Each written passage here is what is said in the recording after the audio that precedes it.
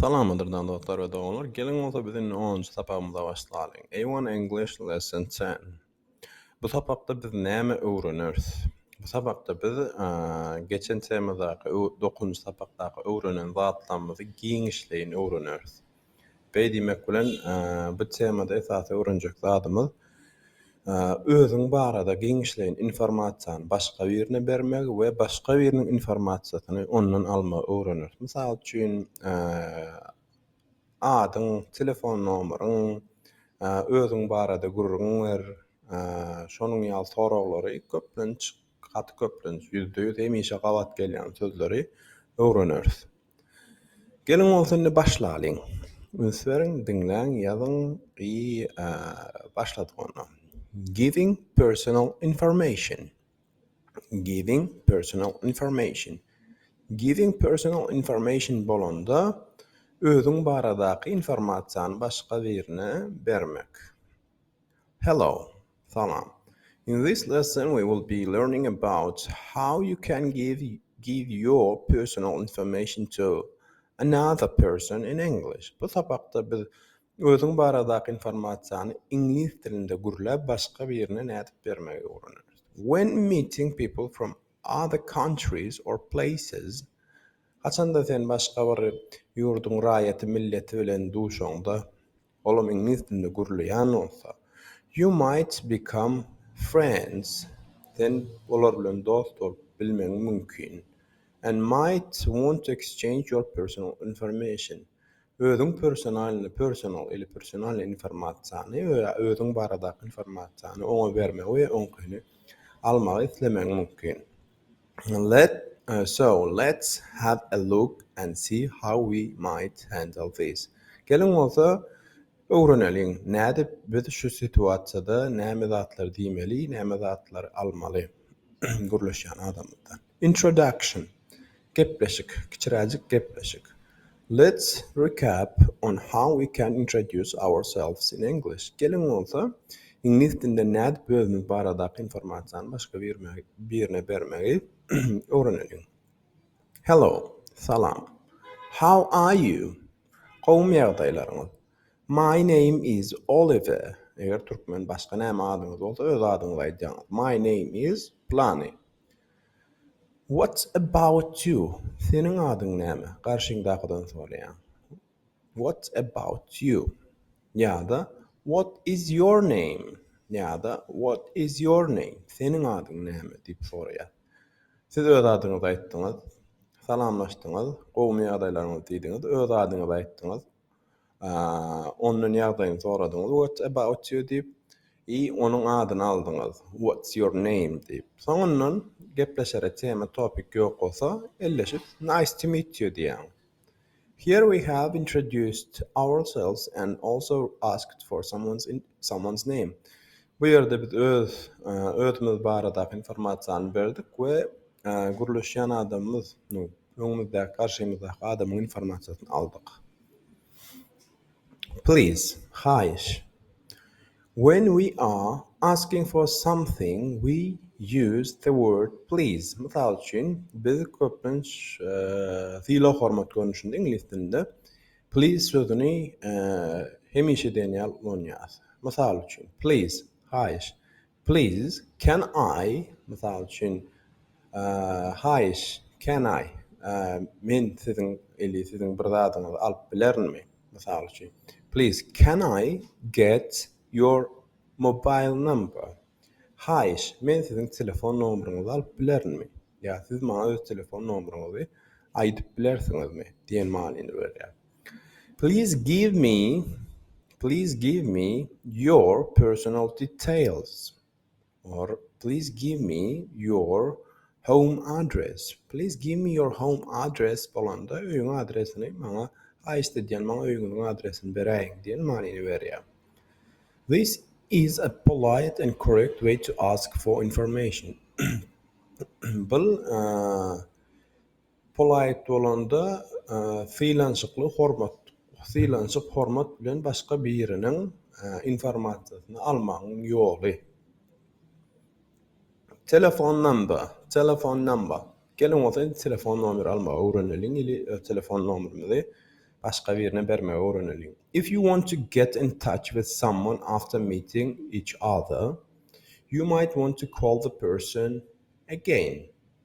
Misal üçün siz bir bilen duştuňyz, tanışdyňyz täze. Oňla ýene jaňlaşyp habarlaşmak isleseňiz, şu görnüşde soraw jogap edip bilersiňiz. Ýaşy. We can ask for their mobile number or you could provide yours. We can ask for their mobile number bolanda biz onun telefon numaryny sorap bilersiz. Ýa-da or we could provide yours. Ýa-da öz telefon numaryny berip bilersiň. How to ask? Näde soramaly? Please, can I have your number? Please, can I have your number? Hayır, men senin numaryny alyp bilermi? What is your mobile phone number? What is your mobile phone number? Senin telefon numaryň näme ili näçe? Please, hayır, could you provide me? Hayır, maňa telefon numaryny berip bilersiňmi? With your telephone number. With your telephone number. Formal yerinde, formal görnüşde soracak olsanız, please, could you provide me with your phone number? Ya da, please, could you provide me with your telephone number? Mesela İngiliz dilinde informal görnüşde gürleşilip bolýar, ili formal görnüşde. Informal görnüşde dostuňyň zatlaryny gürleşýär. Mesela dostuň täze telefon numary aldy, bilen uzak. Sen oňa diýäň, please sözüni ulanýan, ýöne diýäň, could you provide me or could you give me your mobile number or telephone number? Ýöne formal görnüşde, dogry görnüşde ulanjak bolsaňyz, please, could you give me with your telephone number? Telefon numaryny, haýyş, maňa telefon numaryny berip bilersiň. Ya telefon numaryny berip bilersiň. If you are asked, eger senden sorasalar, yes diýip jogap berýäňiz. How? My phone number is, meniň telefon numarym, mysal üçin 01-822-456-908. Meniň telefon numarym 01-822-456-6908 diýip aýdylýar. Dowam edýär. Remember, yadyňyzda sakla. In English, we read a phone number as a number at a time, and you can't pronounce O or zero as zero or O. Norlukdan biz zero diýip aýdyp bilýäs, ýa-da O diýip hem aýdyp bilýäs. For this number you would read out loud. Mesela telefon numary biz aýdymyzda türkmen dilinde birazjyk başgaçarak aýdýas. Biz 65 61 61 40 50 38 şonuň ýaly gidýär. İngiliz dilinde bolsa ýa-da İngiliz dilinde sanma-san aýdýan. Mysal üçin 01 822 45 6908. 01-822-456-908. Now you can give someone your number in English. Indi olsa siz arasda düşünensiňiz başga ýöne öz telefon numaryňyzy berip bilýäňiz. Videonu pauza basyp öz telefonuňyzy İngiliz dilinde başga birine berjek boluň, praktik edin. Dowam edýäs. Address. Now, adres bolanda öýüň adresi ili başga bir näme adres bolsa adres diýilýär. Gelin olsun adres almagy ili adres bermegi öwrenelim. An address is the information you use to show where you live and where people can send mail to you. Adresi biz her yerde görkezip berip bileriz. Adres esasy şu aýdylşýaly bärde gaty ýöne düşündirilipdir. Adresiňe şo gelmegi biriniň mehmançylyga adresiňe poçta almak üçin ulanylýandyr. Adres diýen zat. If you want to communicate by post with another person, you might need to ask for an address, or if someone wants to find you, şaýdan zatym. Egerde kimdir bir sana poçta uradanmy ýa-da öýüňe mehmançylyga çagyrjak bolsaň özüňiň adresini berip bilersiňiz. Addresses include the street number. Adres sizin köçe adresinizi, köçe adresiniz bolýa. Name of the street, köçäniň ady, and the apartment or block number. Apartment, jay, zdania nomeri i komnat nomeri. Nu komnat nomer däldi, jay nomeri. Ili zdania nomer, jay nomer. Addresses also include the city, region, and zip postcode. Adresi birine bereňizde diňe şo köçe adresiniňi goşaňyzda giňişlerin bermeli bolýar. Haýsy vilayet, şäher, owa plus zip kod ýa-da post koduňyzy hem aýtýaňyz. Sebäp köpler bilmeýär, egerde köpler şu pol informasiýany alsa, vilayet, şäher, owa, zip kod adresiniňi alsa, Google Map'ın üstülen, Google kartanyň üstülen, eleslendik Map online application'ın üstülen arkaýynlyk bilen tapyp bilersiň adresiňizi. How to ask, näde formaly adresi. Please, can I have your address? Haýyş, men siziň adresiňizi alyp bilermi? Please, can I have your address? Ýene bir. Please, can I have your address? Haýyş, men siziň adresiňizi alyp bilermi?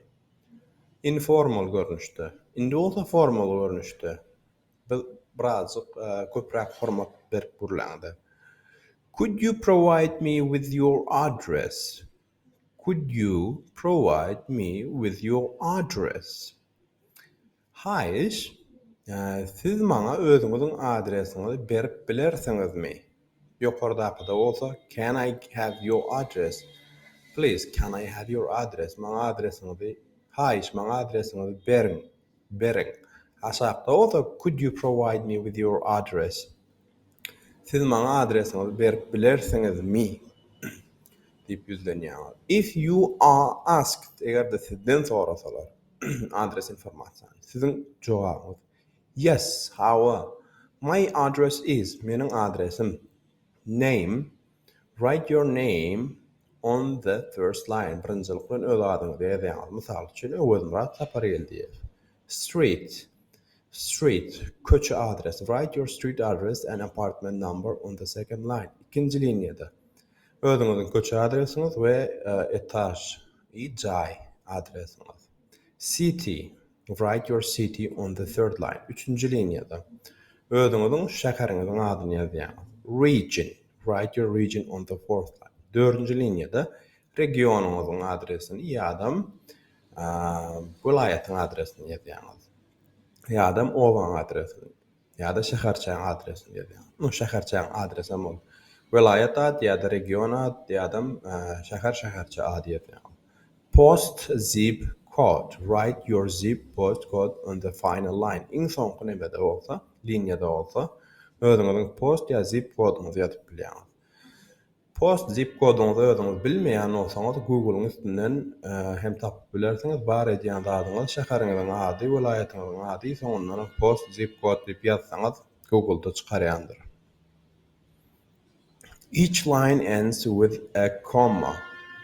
Her linýadan soň oturbadyr. Mysal üçin, example, adyňyzy ýazýaňyz. Mysal üçin bärde James Harrington, ady, familiýasy, otur. Soň köçe adresi 2222 Sun Hills Road, köçe adresi. Plymouth,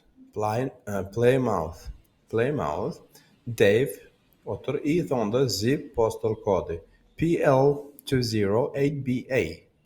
Zip postal kody. Görşüňiz ýaly, siz hem edil häzirki wagtda depter ruçka özüňizinkini ýazyň. Şu informasiýany, adyňyz, familiýaňyz, köçe adresiňiz, şäher, vilayet, region, soňradan zip koduňyz.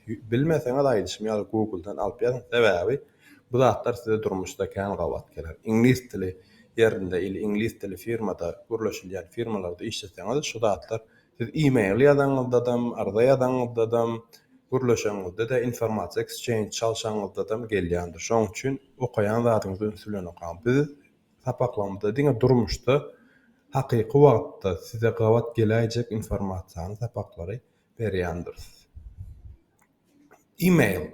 Email. Email hem esas gerekli zatlaryň biri bolup durýar. Häzirki döwürde emailiň bolmasa, iş diýen zat tapdyrmaýar. Hemme işe dokument dogry sen apply et, näme et. Email ýa-da Gmail gerekli zatlaryň biridir. Muny hem internet Google'dan açyp bilýändirsiňiz. Email açaňyzda kiçiräjik maslahat size hemişe başarsaňyz özüňiziň ad familiýaňyz bilen açyp bolan. Hiç ýeli soňundan başarsaňyz san goşmaň, san oturur şonuň ýalda atlary. Sebäbi özüňiň ad familiýaňyz bilen açylan email hemişe professional we namdar görünýändir. If you want to get in touch with someone after meeting each other, you may choose to contact each other via email. Mesela üçün bir bilen duştuňyz. Ol size ad familiýa berdi, email adresini berdi, ýöne Instagram diýdi zat we başga social platform informasiýasyny bermedi. Siz onuň bilen email arkaly habarlaşyp bilersiňiz. This is a great method of communicating worldwide quickly and for free. Email üstünden internetin üstünden habarlaşyp bilersiň we plus etem bu mugutdur. So we can ask for their email or you could provide yours. Masal üçin siz özüňiziň emailinizi berip bilersiňiz ýa-da mümkin alyp bilersiňiz. How to ask näde başga biriniň email adresini soramaly. Please, can have your email address? Please, can I have your email address? Hayır, siz bana özüňiň email adresini berip bilersiňizmi? What is your email? Senin emailin näme? Please, could you provide me with your email address? Formal görnüşde. Please, could you provide me with your email address? Hayır, siz bana özüňiň email adresini berip bilersiňizmi? As you can see, it's just as simple as asking for a phone number. Email adresinin hem sorulşy ýaly, sorulşy başga biriniň telefon nomeryny soraýşyňyz ýaly. Gaýtadan, please can I have your email address? ýa-da please can have your email address. What is your email address? ýa-da what is your telephone number? Görýäňizmi? What is your sonra email adres, telefon nomer ili social media platforma sorajak bolsan what is your Instagram or what's your Facebook address şonuň ýazatlar goşup berýäňiz.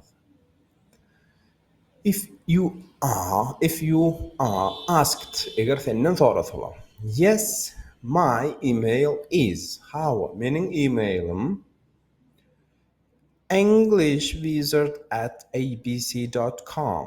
Meniň email adresim englishwizard@abc.com diýip aýdyp bilýäňiz. Ýa-da yes, my email address istendik owazmurat@gmail.com ýa-da email.com diýip aýdyp bolýar. Şu ýerde de hem başarsaňyz özüňiň email adresinizi açyň. Häzirki wagtda professional görnüşde deptere ýazyp alaň. Gerekli zatlar durmuşda. So when we read out the email as biz email aýdamyzda bir neşeýle görnüşde aýdýar. Full format görnüşde. Harp aýdamyz ok. English Wizard at bolanda sabaçka bolýandyr. Ýa-da mana a harpyňda tegelen znaga at diýilýär. Sabaçka düşünmeýänler üçin. ABC Atdan soň harplar aýdýar. abc.com öje soňky goşulýan format. Dowam edýäs. Date of birth. Doglan günüň barada informasiýa nädip bermeli, nädip almaly. You may be asked to provide your date of birth.